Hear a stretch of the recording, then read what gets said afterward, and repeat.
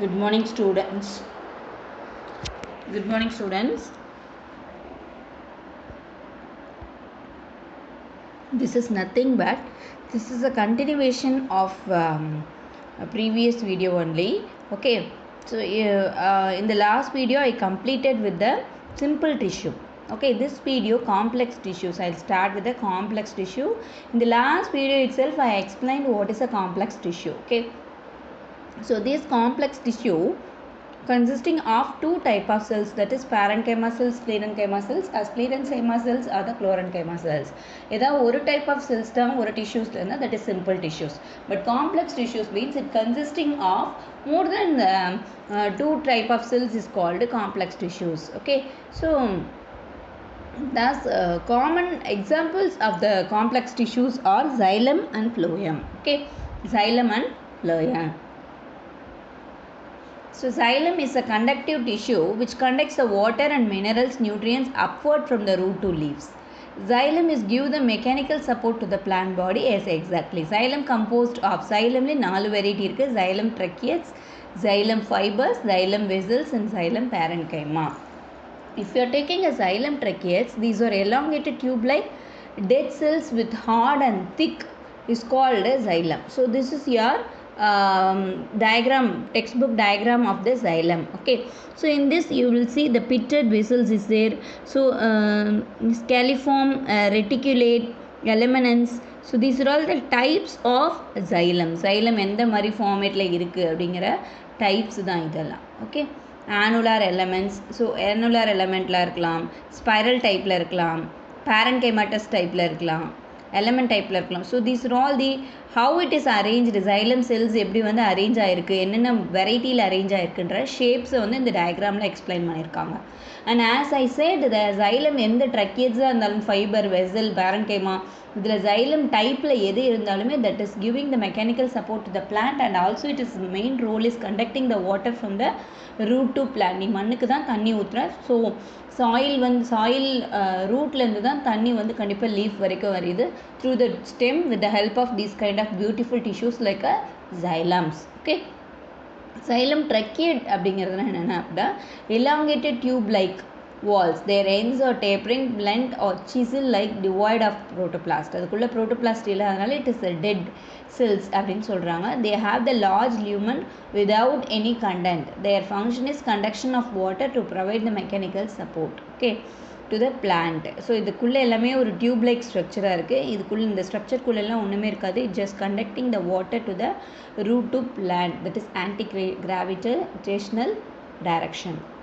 Next continuation that same thing. xylem ஃபைபர்னா எப்படி இருக்கும், எலாங்கேட்டடாக இருக்கும், லிக்னிஃபைடாக இருக்கும், pointed at the end. This xylem and this phloem வந்து உங்களுக்கு வந்து ஒரு important 5 marks. So listen carefully. xylem fibers are elongated, lignified, pointed at the both the ends and mechanical support to the plant. Xylem vessels, if you are taking, it is a cylindrical tube-like structure lignified with a central lumen. So it does not have protoplast, so that it is called a dead cells. Okay, it's longitudinal இருக்குது பார்க்குறதுக்கே, பர்ஃபோரேட்டடாக இருக்குது அப்படின்னா, பர்ஃபோரேட்டட்னா அங்கங்கே ஓட்டையாக இருக்குது. So எதுக்கு அப்படின்னா water வந்து இங்கேயும் அங்கேயும் மூமெண்ட்டில் இருக்கிறதுக்கு பர்ஃபோரேஷன். பர்ஃபோரேட்டட் மீனிங் இஸ், எழுதிக்கோ, write it down, that is perforation meaning is holes. Okay, the main function of the transport is water and to provide the mechanical strength. So xylem vessel, xylem fiber எல்லாமே வந்து வாட்டரை conduct பண்ண mechanical support கொடுக்கும். அதே தான் வந்து xylem parenchymaவும். parenchyma cells பற்றி நீ படிச்சிருக்க, it is a living thin walled cells. அதே தான், பட் xylem டிஷ்யூவில் இருக்கிறதால xylem parenchyma அப்படின்னு சொல்லுவோம். Okay, the main function of the xylem parenchyma is store the starch and fatty substances அப்படின்னு சொல்கிறாங்க. Next I am coming to the phloem. Okay, phloem சொல்லணும். வந்து phloem is conducting the water as well as the minerals. இது என்ன பண்ணும் அப்படின்னா மினரல்ஸையும் வாட்டரையும் சேர்த்து conduct பண்ணும். This phloem consists of again sieve elements, companion cells, phloem fibers, phloem parenchyma. phloem parenchyma, phloem fibers. அங்கே எப்படி xylem fibers, xylem parenchyma பார்த்தியோ அதே மாதிரி இங்கே phloem fibers, phloem parenchyma. அங்கே வந்து xylem tracheates and xylem vessels பார்த்த மாதிரி இங்கே sieve elements and companion cells அப்படின்னு ஒன்று இருக்குது. Okay, so these sieve elements அப்படின்னா என்ன அப்படின்னா, இட்ஸ் கண்டக்டிங் த எலமெண்ட்ஸ், அதாவது ஃபுட் எலமெண்ட்டை வந்து இது கண்டக்ட் பண்ணுறது. எலமெண்ட்ஸ்னால் என்னென்னா மினரல்ஸ், அதாவது இந்த சோடியம் பொட்டாசியம் இந்த கார்பன் நைட்ரஜனுமே பிளான்ட்டுக்கு கண்டிப்பாக வேணும். That is taken up by this phloem tube. So these phloem consisting of sieve elements. Sieve டியூப்ஸ்னால் எப்படி இருக்கும் அப்படின்னா, சீவ் எலமெண்ட்ஸ்னால் சீவ் எலமெண்ட்ஸை வந்து சீவ் டியூப்ஸ்னு சொல்லுவாங்க. அதுவும் டியூப் லைக் ஸ்ட்ரக்சர் மாதிரி இருக்கும். எண்டு டு எண்டு ஒரு பிளான்ட்டோட ஸ்டெம்மில் எண்டு, இந்த எண்ட்லேருந்து அந்த எண்டு வரைக்கும் இருக்கிறனால end to end it is presenting and it is transverse wall is end perforated and known as sieve plates. அங்கங்கே சில பிளேட் இருக்கும், நடுவில் அந்த பிளேட்டில் சின்ன சின்ன ஓட்டைங்க இருக்கும். that is called sieve plates அப்படின்னு சொல்லுவாங்க. So sieve tubes, sieve plates is present in the sieve elements of the phloem. phloemல sieve elementனு ஒன்று இருக்குது, அது end to end of the plantல இருக்குது. ஸோ தட் sieve tubesல அங்கங்கே ஒரு பிளேட் மாதிரி வந்து குட்டி குட்டி ஹோல்ஸ் இருக்கும். that is perforated plates is called sieve plate அப்படின்னு சொல்கிறாங்க. ஓகே, ஸோ எதுக்கு மேம் அந்த சீவ் பிளேட் அப்படின்னா, to translocation of food from the leaves to storage of the plant. பார்த்துக்கோ, அப்போது xylem is carries the transporting the water from the root to a plant. root to the stem வரும், ஸ்டெம்லேருந்து leaf எல்லாம் போகும். But இங்கே phloem வந்து leaf to a other storage organ of the plant, அதாவது லீஃப்லேருந்து root வரைக்கும் போகுது. ஓகே, அப்போது it is coming from the up to down வேர்டில் வருது. ஓகே, அப்லிஃப்ட் அதாவது அப் டவுன் வேர்டில் வருது. ஓகே, அப்போ ஸோ அந்த அப் டு டவுன் வரும்போது இட் இஸ் டிரான்ஸ்லொகேஷன் ஆஃப் ஃபுட்டுன்னு சொல்கிறதுக்கு என்ன ரீசன் அப்படின்னா, leaf only conducting the photosynthesis process. through the photosynthesis process only plants synthesize their own food that you know. So that food is from the leaf to transported to the stem, leaf, root and other parts of the body is transported by the only phloem. Phloem consisting of the sieve plates and sieve elements with the help of this translocation of food. This is about your sieve elements. Next I am coming to the companion cells. Companion cells is elongated cells attached to the lateral wall of the sieve tubes. Okay, so sieve tubes attach பண்ணி வர்றதுனால இது பேர் என்னது, companion cells. ஒன்னோட ஒன்று company பண்ணி வர்றதுனால it is called companion cells and it is length is எவ்வளோ sieve tube எந்த அளவுக்கு இருக்கும் ஹைட்டு, அந்த அளவுக்கு அதோட சேர்ந்தே இது வருது. Okay, and this is companion cells. Okay, next phloem parenchyma. Phloem parenchyma are living cells which have the cytoplasm and nucleus. Their function is to store the food materials.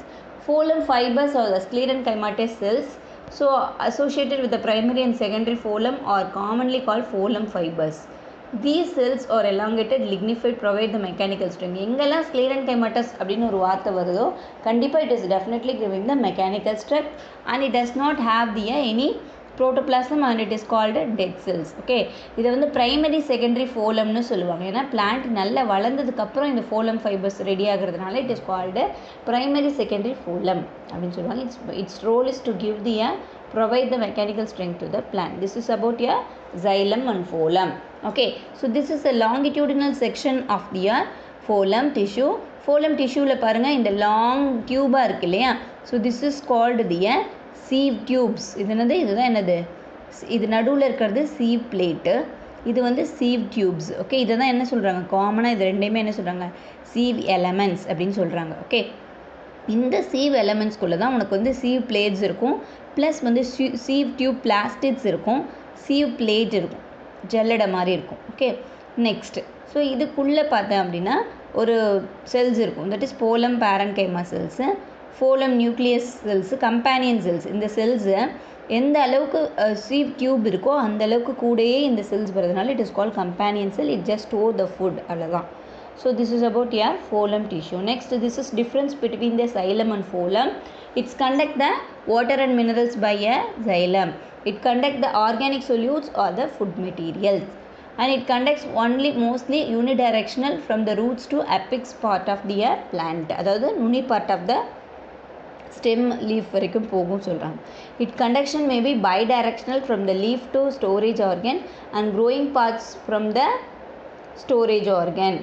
So growing part of the, so பைடைரக்ஷனலாக இருக்கும், மேலேருந்து கீழே போகும், கீழேருந்து மேலே வரும். இது இந்த organic solutes are the food materials of phloem by phloem.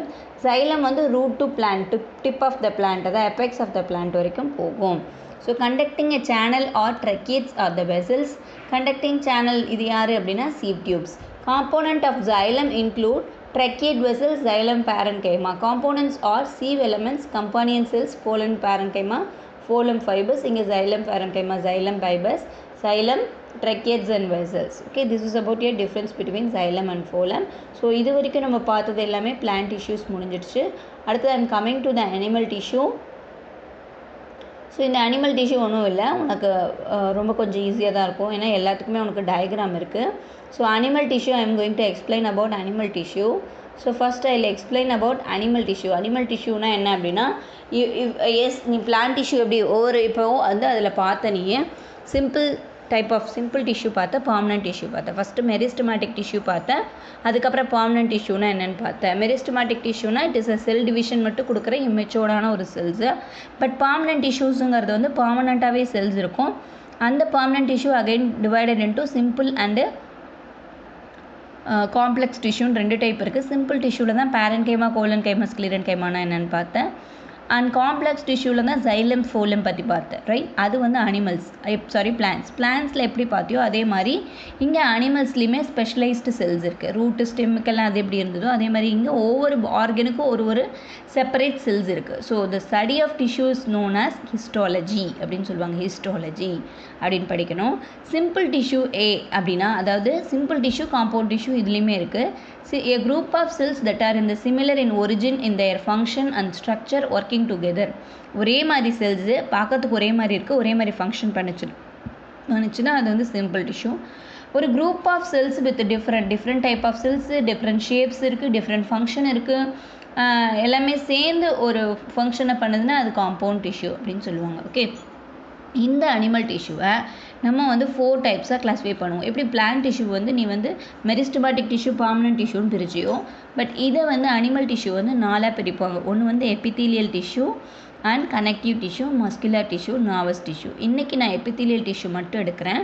Next video I will continue with the connective, muscular and nervous tissue. Okay, epithelial டிஷ்யூனா என்ன அப்படின்னா, நம்ம பாடியில் வந்து நம்மளோட full body skin is covered by epithelium. Okay, so இதுதான் பார்த்துக்கோ, இதுதான் நம்ம ஸ்கின்னில் இதே மாதிரி தான். இதுதான் அனிமலோட ஸ்கின்னு வச்சுக்கோம். அனிமலோட ஸ்கின் ஃபுல்லாக இந்த மாதிரி செல்ஸ்னால தான் மேடாக இருக்கும். ஓகே, ஸோ இதை வந்து எபித்தீலியல் செல்ஸ் அப்படின்னு சொல்லுவாங்க. இந்த எபித்தீலியல் இது வந்து பாடியில் ஒவ்வொரு ஆர்கன்லேயும் லைன் ஆகிருக்கும். நம்ம ஸ்கின்னில், ஹார்ட்டில், கிட்னியில், பிளேடரில், யூரின், ஐயில், நம்மளோட பிரெயினில், எல்லா பார்ட்ஸுமே is line with epithelial tissue தான். ஸோ அந்த எபித்தீலியல் டிஷ்யூ பார்த்தோம் அப்படின்னா அவனே போட்டிருக்கான் பார். It is a simplest tissue composed of one or more layers of cells is covering external surface of the body and internal organ. நம்மளோட பாடியோட வெளியே உள்ள 2 பக்கமும் கவர் பண்ணியிருக்கிறது இந்த டிஷ்யூஸ் தான். இந்த epithelial cells are lies on the non cellular basement membrane அப்படின்னு சொல்லுவாங்க. இந்த epithelial tissues generally lacks the blood vessels. இதில் பிளட் வெசல்ஸ் இருக்காது. சிம்பிளாக ஒரு லேயரோ இல்லை 2 லேயர்லையோ இருக்கிறது தான் எபித்தீலியல் செல்ஸ். பாடியோட அவுட்டர் சர்ஃபேஸ், இன்னர் சர்ஃபேஸ் ரெண்டையும் கவர் பண்ணியிருக்கோம். The simple epithelial cells composed of single layer of cells resting on the basement membrane. Basement membrane மேலே சப்போர்ட் ஆகிருக்கிற ஒரு epithelial cells தான் இந்த epithelial membrane அப்படின்னு சொல்கிறாங்க. Okay, functions of the epithelial cells பார்த்தோம் அப்படின்னா, it protect our skin underlying cells from drying, injury, microbial infection. எந்த bacteria, வைரஸ்லாம் நம்ம பாடிக்குள்ளே வராமல் இருக்க, டக்குன்னு நம்ம பாடி இன்ஜூர் ஆகாமல், ட்ரை ஆகாமல் வைக்கிறதுக்கு இந்த எபித்தீலியல் டிஷ்யூஸ் ரொம்ப முக்கியம். It helps to absorb the water and நியூட்ரியன்ஸை அப்சர்வ் பண்ணுறதுக்கு ரொம்ப முக்கியம். இட் இன்வால்வ் இந்த எலிமினேஷன் ஆஃப் வேஸ்ட் ப்ராடக்ட். தேவையில்லாத தண்ணி, மினரல்ஸ்லாம் இது வெளியே பாடியிலேருந்து எக்ஸ்க்ரீட் ஆகிடும். Some epithelial tissues perform secretory functions like secretion of sweat, saliva, mucus, enzymes. So நம்ம கண்ணு தண்ணி, நமக்கு வர வேர்க, சலைவா, இது எல்லாமே வந்து இந்த எபித்தீலியல் செல்ஸ் தான் செய்யுது அப்படின்னு சொல்கிறாங்க. இந்த எபித்தீலியல் செல்ஸில் நிறைய டைப் இருக்குது. ஒன்று சிம்பிள் எபித்தீலியம். சிம்பிள் எபித்தீலியம்லே ஸ்குவாமஸ் எபித்தீலியம்னு என்னென்னு பார்க்கணும். Cuboidal epithelium, then columnar epithelium, then ciliated epithelium, glandular epithelium. Okay, so compound epithelium. So உனக்கு வந்து இத்தனை டைப் ஆஃப் எபித்தீலியம் இருக்குது. ஃபஸ்ட்டு சிம்பிள் எபித்தீலியமில் ஸ்குவாமஸ் எபித்தீலியம்னா என்னென்னா, சிங்கிள் லேயர், ஒரே லேயர் தான் இருக்கும்.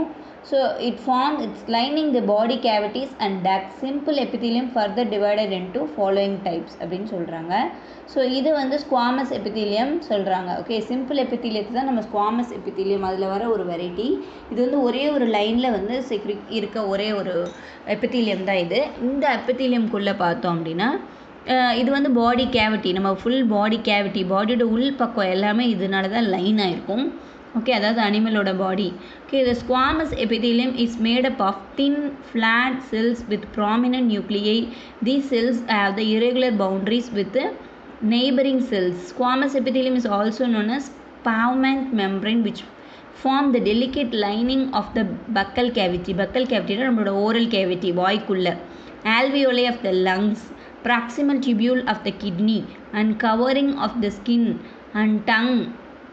It protects the body from the mechanical injury, drying and invasion of germs. பார்த்துக்கோ, இந்த செல்ஸ் எப்படி இருக்குது? சிம்பிள் ஸ்குவாமஸ் செல் தான், இர்ரெகுலர் இன் ஷேப். ஒரு ஷேப் நம்மளால் டிஃபைன் பண்ண முடியல. பக்கத்தில் இருக்க ஷேப்பும் செல்ஸும் அதே மாதிரி தான். So neighbouring cells and these cells are irregular in their shape. They are not fixed with the one shape and with a clear round central nuclei is present there.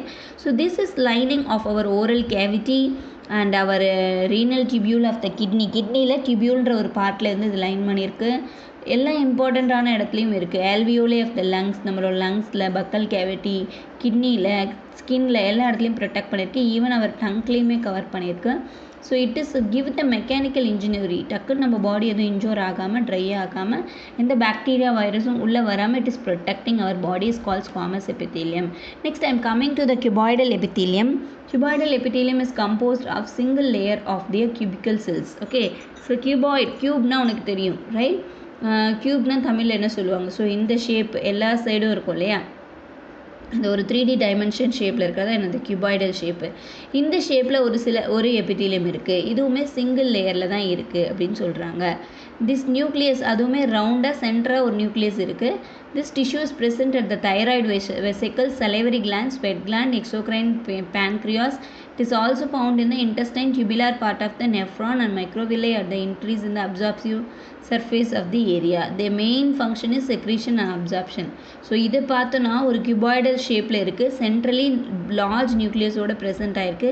இது வந்து நம்ம பாடியில் இருக்க தைராய்டு வெசிக்கல், சலிவரி கிளாண்டு, இன்டெஸ்டைனு, எல்லா கிளாண்ட்லேயும் இருக்குது. இதோட மேலேயே என்ன அப்படின்னா, நான் சொன்ன மாதிரி நம்ம பாடியில் சலைவா செக்ரீட் ஆகுதா மவுத்தில், அந்த சலைவா செக்ரீஷன், டைஜஷனுக்கு, அந்த மாதிரி சில லிக்விட்ஸை செக்ரீட் பண்ணுறது இந்த டைப் ஆஃப் செல்ஸோட வேலை அப்படின்னு சொல்கிறாங்க. இட்ஸ் மெயின் ரோலே எப்படி அது வந்து நம்மளை வந்து ஸ்குவாமஸ் எபித்தீலியம் வந்து நம்மளை வந்து ஜெர்ம்ஸ்லேருந்தும் இன்ஜூரியிலேருந்தும் ப்ரொடெக்ட் பண்ணுமோ, அது மாதிரி இது வந்து சில செக்ரீஷன்ஸும் சில தேவையில்லாத லிக்விட்ஸை அப்சார்ப் பண்ணுறதும் தேவையான லிக்விட்ஸை செக்ரீட் பண்ணுறதும் இந்த cuboidal epitheliumோட function. Next, columnar epithelium. In the columnar epithelium, cells bears a numerous delicate hair-like outgrowths called cilia and called ciliated epithelium.